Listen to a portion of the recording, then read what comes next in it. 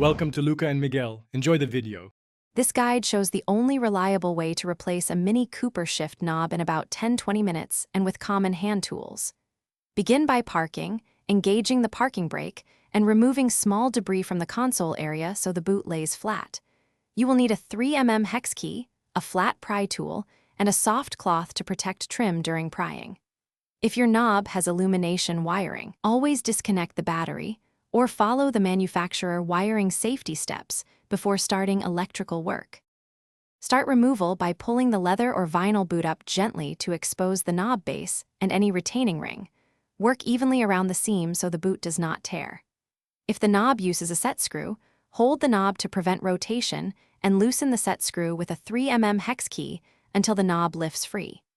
If you encounter an E-clip or retaining spring, use a flat pry tool to carefully pop it off and store it for reinstall. Use a soft cloth to avoid scratching nearby trim. To install, slide the new knob onto the shifter shaft while aligning any indexing tabs or the wiring harness for illuminated knobs. Feed the wire through the boot opening if applicable. If your replacement uses a set screw, tighten it with the 3mm hex key to a firm hand-tight level, roughly 3 nm, or refit the E-clip until it snaps into its groove.